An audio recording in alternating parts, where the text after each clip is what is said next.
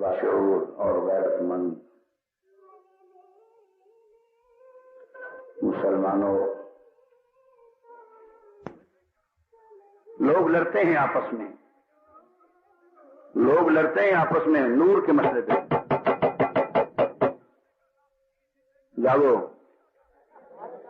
لوگ لڑتے ہیں آپس میں۔ ایک جگہ مناظرہ ہوا تو میں نے پوچھا کہ ہاں میاں آپ کیا کہتے ہیں؟ کہتے جی میں یہ کہتا ہوں کہ دیوبندی نبی کو نور نہیں مانتے۔ اچھا، پھر کہتے ہیں میرے پاس ثبوت ہے کہ حضور پاک صلی اللہ علیہ وسلم نور ہیں۔ میں نے کہا وہ پیش کرو۔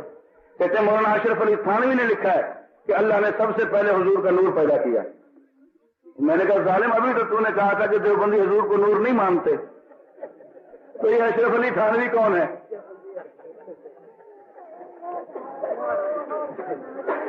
ابھی تو آپ نے کہا کہ دیوبندی حضور کو نور نہیں مانتے، اور پھر ثبوت یہ دے رہے ہو کہ مولانا تھانوی نے نشر الطیب کو شروع یہاں سے کیا ہے کہ اللہ نے سب سے پہلے حضور کے نور کو پیدا کیا۔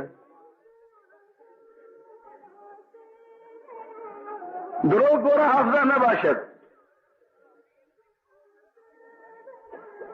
صرف لڑانا مقصود ہے۔ اس لڑائی کا تعلق جو یہ ہماری ہے نا آپس میں، اس لڑائی کا تعلق ادھر نہیں ہے، ادھر ہے، ادھر نہیں ہے، ادھر ہے۔ ورنہ بات سیدھی ہے۔ جب آپ خود فرما رہے ہیں کہ مولانا اشرف علی تھانوی نے حضور کو نور لکھا اور فرمایا کہ سب سے پہلے اللہ نے حضور کا نور پیدا فرمایا، تو پھر آپ جھگڑے کی بات رہے کیا گئی؟ اور مسئلہ تو حل ہے۔ یہ آپ بھی کہتے ہیں، میں بھی کہتا ہوں، مجھے آپ نہ مانے، مولانا تھانوی رحمۃ اللہ علیہ کا آپ نے حوالہ دے دیا کہ اللہ نے سب سے پہلے حضور کے نور کو پیدا فرمایا۔ توجہ توجہ، آگے یہ بات سن لو۔ سب سے پہلے اللہ نے حضور کے نور کو پیدا فرمایا۔ جب آپ بھی یہ بات پیش کرتے ہیں یا جابر ان اللہ خلق قبل الاشیاء نور نبی کا من نور ہی، جب تم بیان کرتے ہو کہ اللہ نے قبل الاشیاء سب سے پہلے حضور پاک کے نور کو پیدا فرمایا، تو جھگڑا کہاں ہے؟ یہ نور اس وقت بن رہا ہے جس وقت آسمان نہیں بنا، یہ نور اس وقت بن رہا ہے جس وقت ستارے بولو بولو بولو بولو بولو نہیں بنے، یہ نور اس وقت بن رہا ہے جس وقت سورج نہیں بنا، یہ نور اس وقت بن رہا ہے جب چاند نہیں بنا، یہ نور اس وقت بن رہا ہے جب دن نہیں بنا، یہ نور اس وقت بن رہا ہے جب رات نہیں بنی، یہ نور اس وقت بن رہا ہے جب مہینے نہیں بنے، یہ نور اس وقت بن رہا ہے جب دن نہیں بنے، جب ہفتے نہیں بنے، جب سال نہیں بنے، یہ نور اس وقت بن رہا ہے جب یہ نظام کائنات قائم نہیں ہوا۔ اس میں جھگڑا تھوڑی ہے کہ یہ نور ہے یا نہیں ہے، یہ نور ہے یا بشر ہے، اس میں کوئی جھگڑا نہیں ہے۔ اختلاف تو اس میں ہے کہ 12 ربیع الاول کو کیا آیا۔ ربیع الاول بھی تھا، تو کہتے ہیں نا 12 ربیع الاول ہے، 12 ہو 9 ہو، مطلب ہے ربیع الاول میں جو آیا۔ بات تو یہ ہے کہ ربیع الاول بھی پہلے تھا، چاند بھی پہلے تھا، سورج بھی پہلے تھا، دن بھی پہلے تھا، رات بھی پہلے تھی، آسمان بھی پہلے تھا، زمین بھی پہلے تھی، اور چھوڑیے سب پہلے تھے، جو پہلے گزر گئے وہ پہلے تھے، سارے انبیاء بھی پہلے تھے، اور چھوڑیے حضرت عبد المطلب پہلے ہیں، خواجہ عبداللہ پہلے ہیں، سیدہ آمنہ پہلے ہیں، عرب والے پہلے موجود ہیں، ابو لہب بھی موجود ہے۔ اب جو پیدا ہو رہے ہیں، بات تو یہاں ہے جو سب سے پہلے پیدا ہوئے اس نور میں کس کا اختلاف ہے؟ اب جو تشریف لائے وہ نور جو سب سے پہلے پیدا ہوا تھا، وہ روح جو سب سے پہلے بنی تھی، وہ جس جسم میں آئی اس جسم کے لیے روضہ اقدس والی جگہ سے مٹی مبارک لی گئی ہے یا نہیں؟ اب تو بات یہ ہے نا، اگر وہ پیدائش اس کی بات ہے تو پھر میلاد نہ کہو، پھر ولادت نہ کہو۔ جب ولادت کی بات کرتے ہو تو جھگڑا نہ کرو، پھر جھگڑا فضول ہے۔ میں عرض کر رہا تھا اس جھگڑے کا تعلق ادھر نہیں ہے، ادھر ہے، دماغ سے نہیں، پیٹ سے۔ اور کتنی آسان سی بات ہے کہ حضور اللہ کے نور سے یوں ہی کہا جاتا ہے نا، حضور اللہ کے نور سے اور پوری مخلوق حضور کے نور سے، یہی نا کہ حضور اللہ کے نور سے اور پوری مخلوق کہہ دو کہہ دو کہہ دو، سارے کہہ دو، آخر والے بھی کہیں پوری مخلوق، مسئلہ تو ختم ہو گیا، کبھی کا ختم ہو گیا کہ حضور اللہ کے نور سے اور پوری مخلوق، زور سے نہیں اور زور سے، پوری مخلوق کون کون کون کون؟ مولوی صرف صحابہ، زور سے زور سے، والخلق کلہم، پوری مخلوق کون؟ میں پوچھتا ہوں پھر بشر کون ہے؟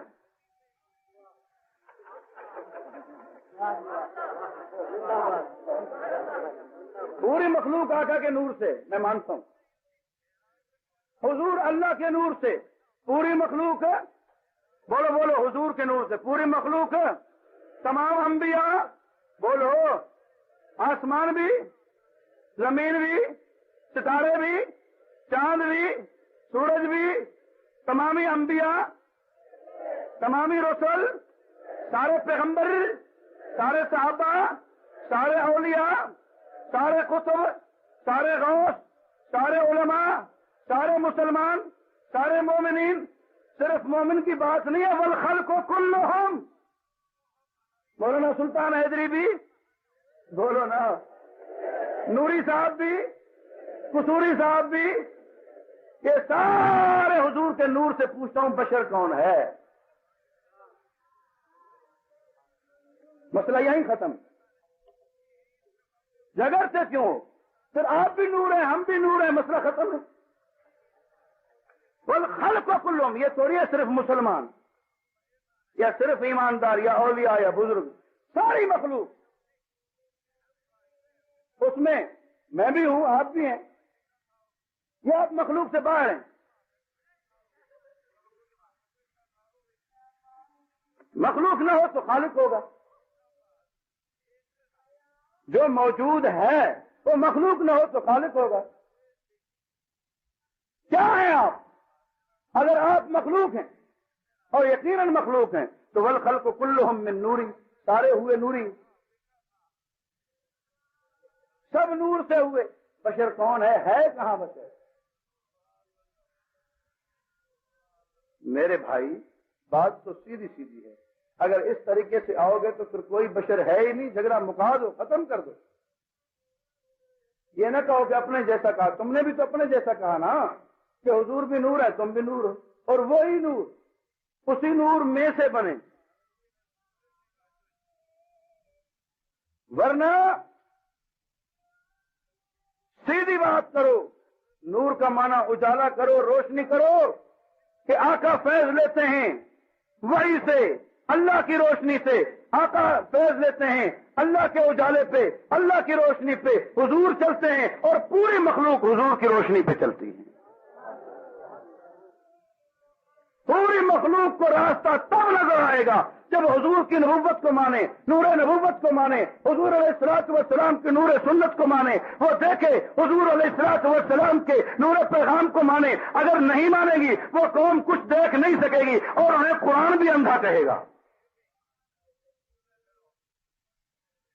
تو میرے دوستو، اتنی واضح بات ہے اور اس پر خواہ قوم کو لڑایا جاتا ہے، حالانکہ واضح الفاظ میں خود لکھا، جیسے وہاں سے بیان کیا جاتا ہے کہ جناب مولانا اشرف علی تھانوی نے لکھا کہ اللہ نے سب سے پہلے حضور کے نور کو پیدا فرمایا۔ میں بھی کہہ سکتا ہوں کہ جناب علامہ احمد رضا خان بریلوی نے لکھا فتویٰ افریقہ صفحہ نمبر 100 پہ کہ اللہ پاک نے جہاں سے حضور کے لیے مٹی مبارک اٹھائی، جس پاک مٹی سے حضور کا جسم اقدس بنا، اسی پاک مٹی سے ابو بکر و عمر کا جسم اقدس بنا۔ صاف دیکھا جائے تو دیوبندی بھی نور مانتے ہیں اور بریلوی بھی بشر مانتے ہیں، جھگڑا فضول ہے۔ بہار شریعت اتنی موٹی کتاب، صفحہ 10 پر لکھتے ہیں نبی سب بشر ہوتے ہیں اور مرد، نہ کوئی جن نبی ہوا نہ عورت۔ یہ کسی دیوبندی کی کتاب تو نہیں. حضور علیہ الصلوۃ والسلام کی گستاخی، حضور کی گستاخی، حضور کا گستاخ لعنتی ہے، پہلے درجے کا کافر ہے، ملعون ہے، جہنمی ہے. لیکن جو گستاخ ہو جسے تم کہو وہ نہیں. تم کہتے ہو حضور کی شان نہیں مانتے، اور کہتے ان کے لیے ہو جو کہتے ہیں آقا جہاں کے سارے کمالات ایک تجھ میں ہیں. کہتے ہو حضور کا ادب نہیں کرتے، اور کہتے ہو ان کے لیے ہو جو مدینے کی حدود میں داخل ہونے سے پہلے جوتی اتار دیں کہ آج سے 1300 سال پہلے یا حضور کے قدم مبارک لگے ہوں گے.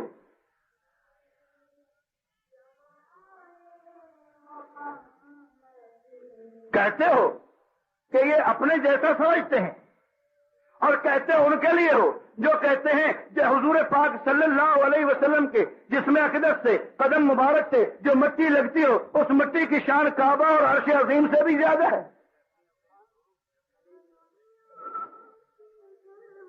عشق مصطفیٰ اساس ایمان ہے، عشق مصطفیٰ اساس ایمان ہے، محبت مصطفیٰ شرط ایمان ہے. لیکن محبت یہ ہے جو تیری کہ جو گستاخ ہے اسے تو گلے لگاتا ہے، اور جو آقا کی ختم نبوت پر سب کچھ وار دے اس پر تو لعن طعن کرتا ہے.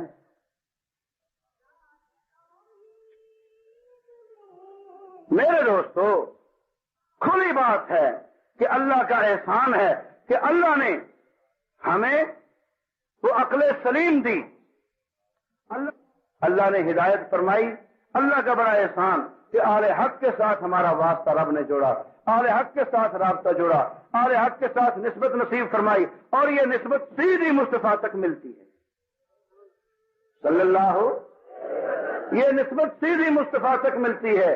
ہمارے پاس اصلی چیزیں ہیں، اصلی دین ہے، اصلی ایمان ہے، اصلی کلمہ ہے، اصلی نماز ہے، اصلی اذان ہے. نہ ہم بیچ میں ملاتے ہیں، نہ پہلے ملاتے ہیں، نہ آخر میں ملاتے ہیں.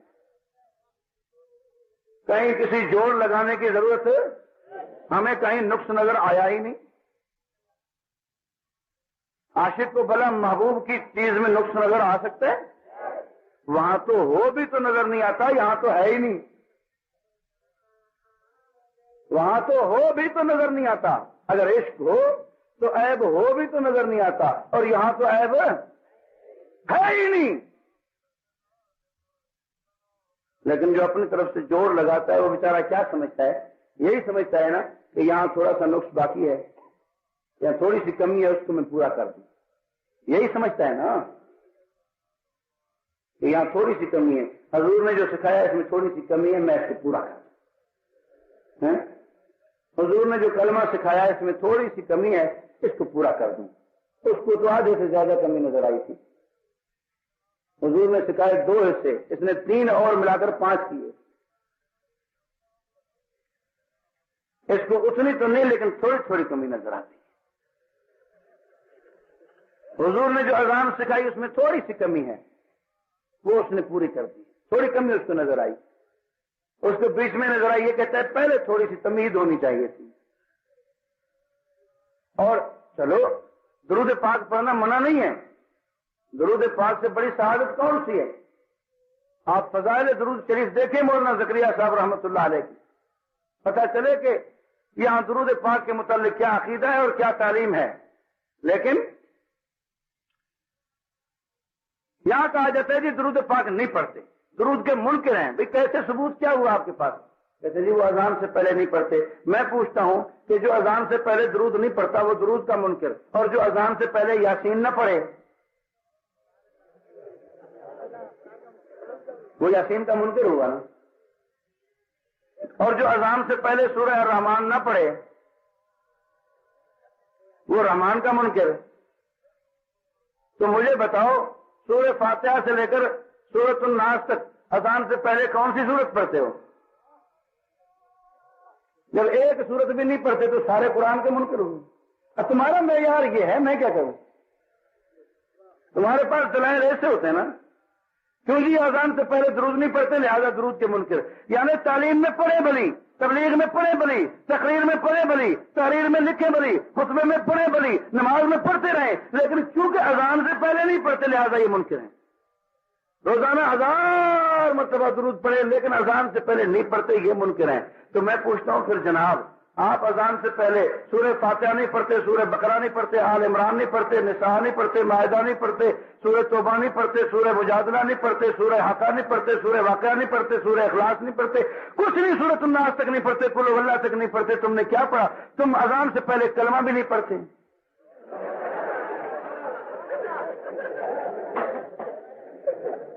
ناراض نہ ہونا، آپ نے استدلال کا انداز جو نیا بنایا ہے، دلیل ایسے نہیں ہوتی. اہل سنت بہت مضبوط طریقہ ہے، بہت مضبوط راستہ ہے، بہت کھلا سادہ راستہ ہے. اہل سنت کے پیر ریت کے ٹیلے پر نہیں، پتھر کی چٹان پر ہوتے ہیں.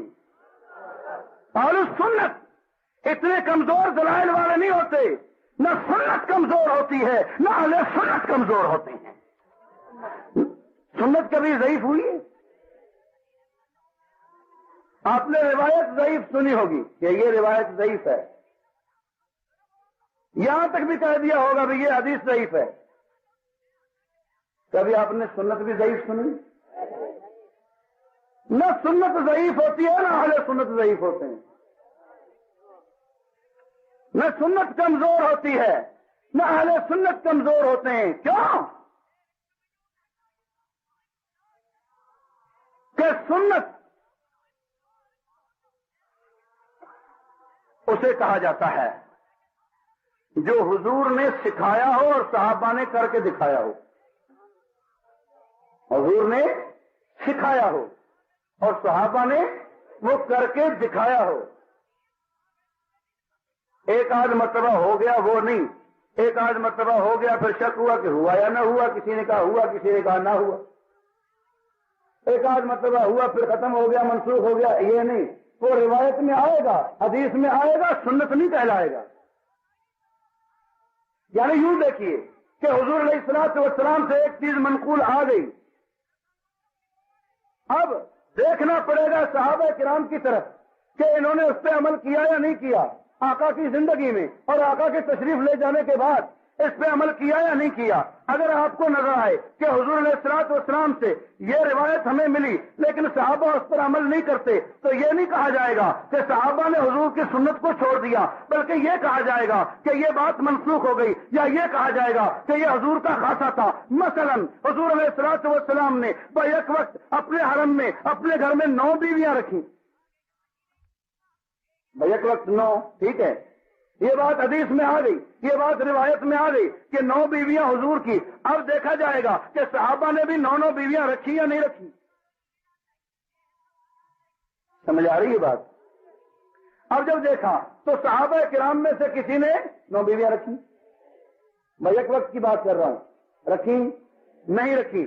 تو اب یہ سنت نہیں، یہ سنت نہیں. حضور علیہ الصلوۃ والسلام نے کیا لیکن صحابہ کرام نے اس پر عمل نہیں کیا. اب یہ نہیں کہہ سکتے کہ صحابہ نے سنت کو چھوڑ دیا، بلکہ یہ کہا جائے گا کہ یہ سنت ہی نہیں، یہ حضور کا خاصہ ہے، یہ حضور کا خاصہ ہے. حضور پاک صلی اللہ تعالی علیہ وسلم نے جو کچھ کیا وہ سنت نہیں بنتا، حضور نے جو سکھایا وہ سنت بنتا ہے. جو حضور نے کیا وہ حضور کا خاصہ بھی ہو سکتا ہے، جو حضور نے کیا وہ امر عادی بھی ہو سکتا ہے، جو حضور نے کیا وہ تقاضا طبعی بھی ہو سکتا ہے، جو حضور نے کیا وہ امر منسوخ بھی ہو سکتا ہے. لیکن جو حضور نے سکھایا اور صحابہ نے کر کے دکھایا کرتے رہے، یہ سنت ہے، یہ کبھی کمزور نہیں ہوتی. اور اہل سنت بھی کبھی کمزور نہیں ہوتے، کیونکہ اہل سنت بناتے نہیں ہیں، بتاتے ہیں. اہل سنت بناتے نہیں ہیں، بولو اہل سنت بناتے. زور سے کچھ بات سمجھ آ رہی ہے یا میں کہیں اور جا رہا ہوں؟ سمجھ آ رہی ہے؟ اہل سنت بناتے نہیں ہیں، بولو کیا کرتے ہیں؟ بتاتے ہیں. اہل سنت بناتے دین کو بناتے نہیں ہیں بلکہ بتاتے ہیں, اپنی طرف سے بناتے نہیں. کہتے ہیں نحنو نقتدی ولا نبتدی, نحنو نتبع ولا نبتدع, نحنو اسراب ایدی شریعہ. یہ بناتے نہیں ہیں, بتاتے ہیں. جو انہیں ملتا ہے وہ آگے پہنچاتے ہیں. آقا سے ملا, آگے پہنچایا. رب نے بھیجا, آگے پہنچایا. وحی کے ذریعے آیا, وحی مطلوب سے آیا, آگے پہنچایا. غیر مطلوب سے آیا, آگے پہنچایا. کیا سے شرعی سے وہ چیز بھی وہاں سے آتی ہے, وہ بھی بتلانے والی بات ہے, مضر ہے. کیا مثبت نہیں ہوتا؟ میں عرض کر رہا ہوں کہ اہل سنت بناتے نہیں ہیں, بتاتے ہیں. جو بناتے ہیں وہ اہل بدعت ہوتے ہیں, جو بناتے ہیں وہ اہل ضلالت ہوتے ہیں. جو بناتے ہیں دین کو, جو بناتے ہیں وہ کفر والے ہو سکتے, بدعت والے ہو سکتے, سنت والے نہیں ہو سکتے. سنت والے حضور کا لایا ہوا, حضور کا سکھایا ہوا, صحابہ کا عمل کر کے دکھایا ہوا وہ دین آگے بتاتے ہیں. نیا بنانے والے جس حد تک بناتے جائیں گے اتنے ہدایت سے دور ہوتے جائیں گے. جتنا سنت سے دور ہوتے جائیں گے اتنا ہدایت سے دور ہوتے جائیں گے. جس حیثیت کی بات بنائیں گے اس حیثیت کی ان سے ہدایت چھوٹ جائے گی. اگر یہ اپنی طرف سے کوئی مستحب بنائیں گے تو بدعتی بنیں گے, بدعت درجہ چھوٹے کی. اگر اپنی طرف سے کوئی یہ مسنون کہہ کر بنائیں گے اور اپنی طرف سے اس کو زیادہ تاکید دیں گے تو بدعت کا درجہ بڑھ جائے گا. اگر اپنی طرف سے کوئی ایمانی حصہ بنا لیا, ایمانی علامت بنا لی, اپنی طرف سے کوئی فریضہ بنا لیا, کوئی چیز زیادہ ہی لازم کر لی, اس کو واجب یا فرض قرار دے دیا تو پھر بدعت کا درجہ بدعت مکفرہ تک پہنچے گا. یوں سمجھیے کوئی تیجا بناتا ہے, کوئی 40واں بناتا ہے, اس کی گمراہی وہاں تک رہتی ہے, اور کوئی کلمہ بناتا ہے اس کی گمراہی آگے بڑھ تک کفر تک پہنچتی ہے. سمجھ بھی آئیے, للکار کو رکھیں. بنانے والے ہدایت سے دور ہوتے ہیں اور بتانے والے ہدایت سے رہتے ہیں. کیونکہ حضور نے دین پہنچایا, حضور نے دین, ہاں اس کا اظہار ہو سکتا ہے, استنباط ہو سکتا ہے, اختراع نہیں ہو سکتا. اختراع جو کرتے ہیں, جو بناتے ہیں, وہ سنت سے دور ہوتے جاتے ہیں, ہدایت سے دور ہوتے جاتے ہیں.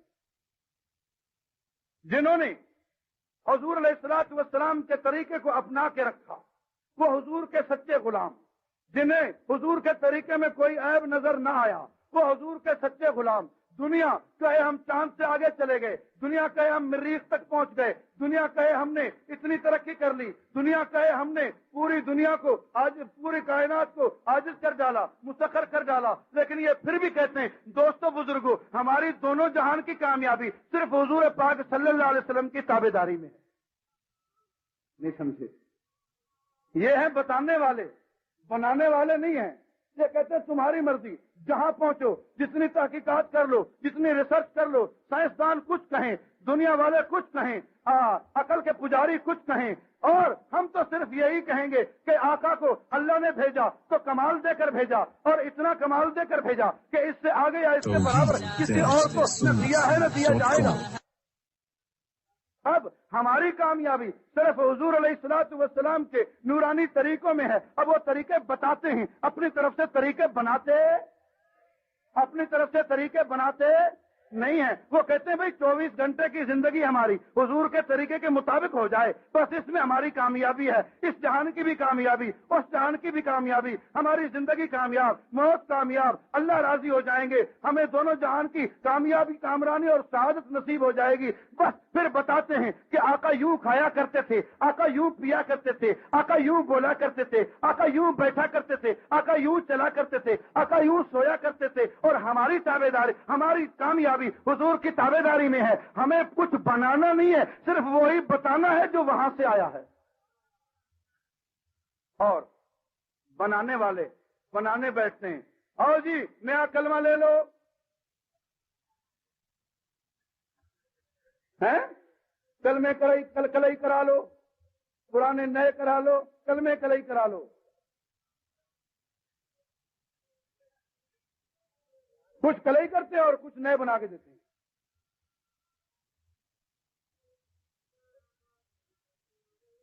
نئے بنانے والے انہیں چھوڑ دیتے ہیں. اور میں جب جیل میں تھا تو ایک گروپ آیا انویسٹیگیشن کے لیے, خیر انہوں نے مجھے کہا کہ جو مسلمانوں کو لڑائے وہ کون ہوتا ہے؟ شیطان نہیں ہوتا؟ میں نے کہا جی بالکل شیطان ہوتا ہے۔ میں نے کہا بہت بڑے شیطان ہوتے ہیں، جتنے بڑے مسلمانوں کو لڑائیں اتنے بڑے شیطان ہوتے ہیں، جتنے بڑے مسلمانوں، توجہ یاد تو نہیں رہے آپ، جتنے بڑے مسلمانوں کو لڑائیں اتنے بڑے شیطان ہوتے ہیں۔ سمجھ آ رہی ہے بات؟ جتنے بڑے مسلمانوں کو لڑائیں اتنے بڑے شیطان ہوتے ہیں، حتیٰ کہ علی اور معاویہ کو لڑائیں تو پھر اتنے بڑے شیطان ہوتے ہیں۔ نہیں سمجھ آئی؟ میں نے کہا جو مسلمانوں کو لڑائیں وہ واقعی شیطان ہوتے ہیں۔ تو کہتا ہے پھر تم کیوں لڑاتے ہو؟ ہم مسلمانوں کو اللہ اللہ کرو، ہم کہاں لڑاتے ہیں؟ ہم تو کہتے ہیں بھائی مسلمانوں تمہاری زبان جو بھی ہے، آؤ پنجابی سرائکی ایک ہو جاؤ، اردو سندھی والے ایک ہو جاؤ، بلوچ اور پختون ایک ہو جاؤ۔ ہم کہاں لڑاتے ہیں؟ ہم تو کہتے ہیں مسلم لیگ والوں، پی پی والوں آؤ مل جاؤ۔ ہم تو کہتے ہیں کہ سندھ والوں، پنجاب والوں آؤ مل جاؤ، سارے علاقے تمہارے جو بھی ہوں، زبان تمہاری جو بھی ہو، قبیلہ تمہارا جو بھی ہو، پارٹی تمہاری جو بھی ہو، مسلک فروعی اختلافات کے باوجود تمہارا جو بھی ہو، ہم تو کہتے ہیں جناب یہ رفع دین کرنے والے بھی آ جاؤ، نہ کرنے والے بھی آ جاؤ، 8 والے بھی آ جاؤ، 20 والے بھی آ جاؤ، درود پڑھنے والے بھی آ جاؤ، انگوٹھے چومنے والے بھی آ جاؤ، سندھی بھی آ جاؤ، اردو والے بھی آ جاؤ، سرائکی والے بھی آ جاؤ، پنجابی والے بھی آ جاؤ۔ میں نے کہا میری اسٹیج تو گلدستہ لگتا ہے، میرا اسٹیج تو گلدستہ لگتا ہے، یہاں تو کالی پگڑیاں ہوتی ہیں، سفید پگڑیاں ہوتی ہیں، سبز پگڑیاں ہوتی ہیں، ہم تو کچا کرتے ہیں، ہم کہاں لڑاتے ہیں؟ لڑاتے ہیں بھائی؟ کہتے ہیں نہیں یہ نہیں، تم شیعہ کو کافر کیوں کہتے؟ اصل بات کرو نا پھر۔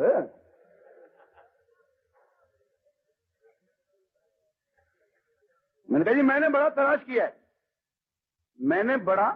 تلاش کیا ہے، لیکن مجھے ان میں مسلمانوں والی کوئی بات ملی نہیں ملی، میں نے بڑا تلاش کیا۔ اب میں مجبور ہوں، مسلمان کے لیے تو کوئی علامت ہوتی ہے، کوئی خاصا مسلمانوں والا ان میں مجھے ملا نہیں ہے، تو میں مجبور ہوں اگر آپ کوئی خاصا بتا دیں کہ مسلمانوں کا فلاں خاصا ان میں ہے تو میں مان لوں گا۔ اب جناب وہ ایک دوسرے کی طرف دیکھتے ہیں، 8 افسران تھے، ابھی تو انہیں بڑا جوش تھا، اب سوچنے لگے کہ کوئی مسلمانوں والی بات ان میں ڈھونڈیں۔ ایک دوسرے کی طرف دیکھ کر انہیں کچھ نہ ملا۔ ایک کہتا ہے پٹھان افسر کہتے ہیں کلمہ جو پڑھتے ہیں، کلمہ پڑھتے ہیں۔ میں نے پوچھا خان صاحب مسلمانوں والا پڑھتے ہیں؟ کہتے نہیں وہ دوسرا۔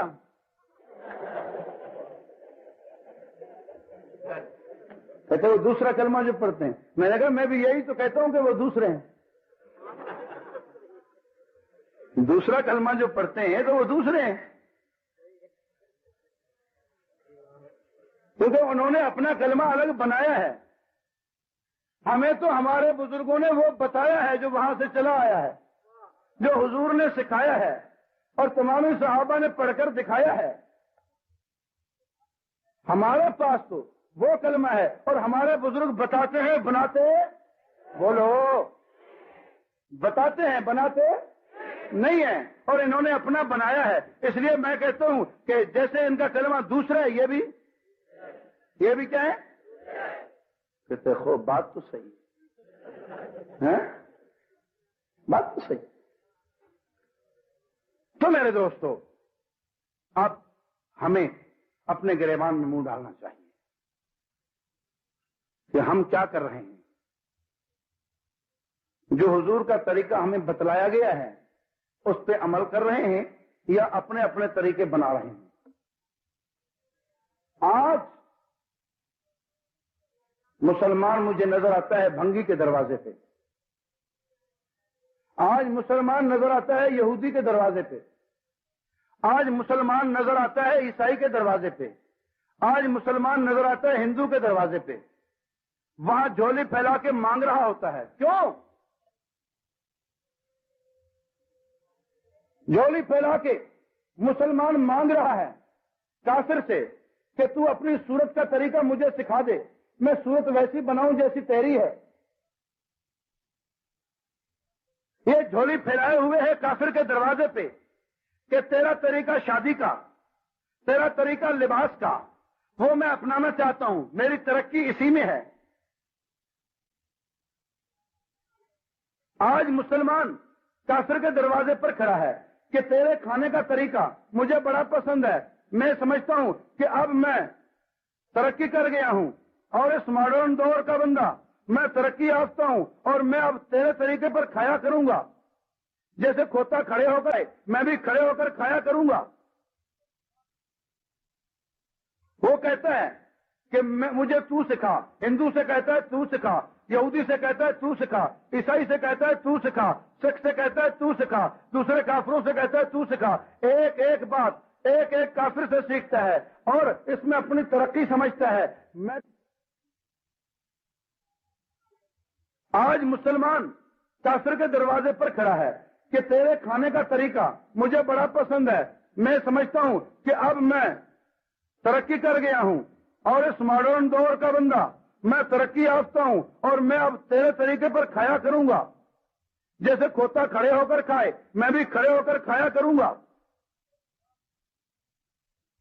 وہ کہتا ہے کہ مجھے تو سکھا، ہندو سے کہتا ہے تو سکھا، یہودی سے کہتا ہے تو سکھا، عیسائی سے کہتا ہے تو سکھا، سکھ سے کہتا ہے کر کھایا کروں گا. وہ کہتا ہے کہ مجھے تو سکھا، ہندو سے کہتا ہے تو سکھا، یہودی سے کہتا ہے تو سکھا، عیسائی سے کہتا ہے تو سکھا، سکھ سے کہتا ہے تو سکھا، دوسرے کافروں سے کہتا ہے تو سکھا. ایک ایک بات ایک ایک کافر سے سیکھتا ہے اور اس میں اپنی ترقی سمجھتا ہے. میں کہتا ہوں اگر وہی کافر تجھے سوال کرے، مسلمان اگر وہی کافر تجھے سوال کرے کہ میاں تم تو کہتے ہو کہ ہمارے نبی کا طریقہ سب سے اچھا ہے،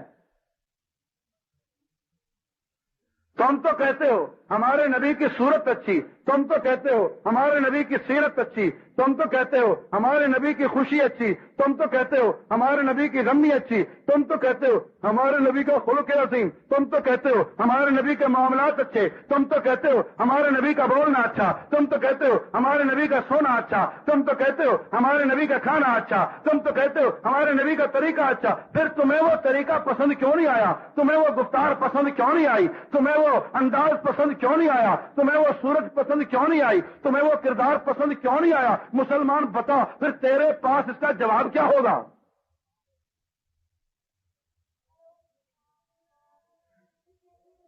سوال سمجھ آیا؟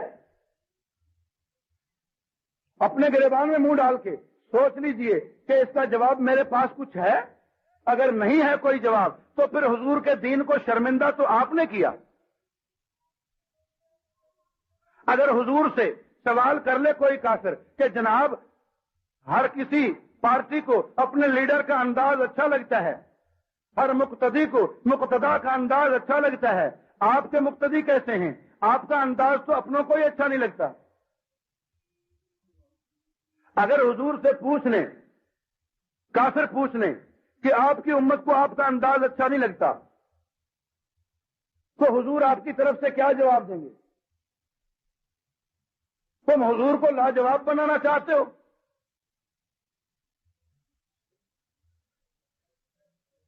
کیا حضور علیہ الصلوۃ والسلام تک جب یہ بات پہنچے گی کہ انہوں نے میرا کہا نہ مانا، میں نے تو معراج میں بھی ان کے لیے دعائیں کی، میں نے تو رات کو ساری رات رو رو کر گڑ گڑا کر رب سے ان کے لیے مغفرت مانگی، لیکن میں نے جتنی تاکید کی انہوں نے اتنا ہی میرے سنت کے خلاف زندگی گزاری، جتنی میں نے تاکید کی اتنی انہوں نے نماز چھوڑی، جتنی میں نے تاکید کی اتنے انہوں نے داڑھی منڈائی، جتنے میں نے تاکید کیا اتنا یہ لہو و لعب میں بچنے کے بجائے مشغول رہے. جہاں سے میں نے روکا وہاں انہوں نے زور بھرا، جہاں میں نے جانے کے لیے کہا وہاں یہ بالکل نہ گئے. آپ بتائیں حضور کے دل پہ کیا گزرتی ہوگی؟ ابو جہل نے، ابو لہب نے، عتبہ شیبے نے، کافروں نے حضور کے دل کو کم گرمایا تھا، حضور علیہ السلام کو کم تنگ کیا تھا کہ اب کلمہ پڑھنے والوں تم حضور کو تنگ کرنے لگے ہو.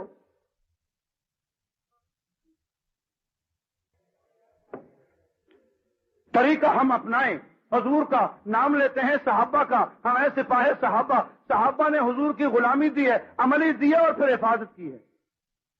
عملی غلامی دی ہے، عملی اتباع کیا ہے اور انہوں نے کائنات کو دعوت دی کہ آؤ ہمارے نبی کی تابع داری کرو. کیسے؟ جیسے ہم کرتے ہیں. سپاہی صحابہ والوں، تم لوگوں کو دعوت دو کہ آؤ صحابہ کرام کی تابع داری کرو، حضور کی مجلس کی تابع داری کرو. کیسے؟ پہلے خود کرو پھر کہو جیسے ہم کرتے ہیں. عملی نمونہ پیش کرو نا. یہ کیا ہے؟ زبان پہ کچھ ہو دل میں کچھ ہو. یہ تو دوسروں کا طریقہ ہے، ہمارا تھوڑی ہے. آپ کہیں گے نہیں جی دل میں بھی یہی ہے کہ حضور کا طریقہ اچھا ہے، صحابہ کا طریقہ اچھا ہے. اگر زبان سے بھی کہتے ہو دل میں بھی یہی ہے تو تمہاری داڑھی کوئی دوسرا زوری مول لیتا ہے.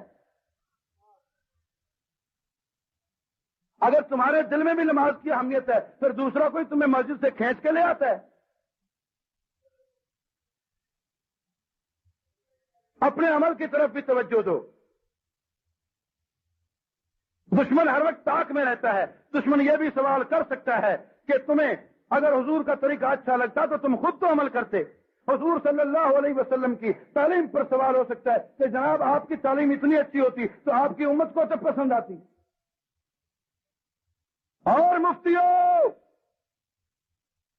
مولوی صاحبوں، بزرگوں، آپ سے بھی سوال ہو سکتا ہے. تو مسلمانوں تم سب سے سوال ہو سکتا ہے. قادیانی تمہیں سارا اخلاق یہی یاد آتا ہے. بہرحال عقائد میں، اعمال میں آئیے سنت پہ. عقائد میں، اعمال میں آئیے سنت پہ. سنت کا معنی حضور کا طریقہ. سنت کا معنی بولو صلی اللہ، جو حضور نے طریقہ سکھایا، صحابہ نے عمل کر کے دکھایا. جو حضور نے سکھایا صحابہ نے اپنایا، وہ عقیدے سے لے کر عمل تک، فرائض سے لے کر مستحبات تک، سارے کا سارا، مصلی سے لے کر میدان تک، سارے کو ملا کر سارے اسوہ حسنہ کا نام سنت رسول ہے. سمجھائی نہیں بات کو. کہتے ہیں جی جو ایک سنت پہ عمل کرے، جو ایک سنت پہ عمل کرے اسے 100 شہیدوں کا ثواب ہے. اور پھر کہتے ہیں جی پانی پینے کی کتنی سنتیں ہیں؟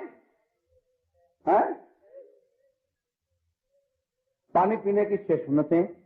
اب ایک گلاس پانی پیا اور 600 شہید آ گئے. یہی ہوا نا.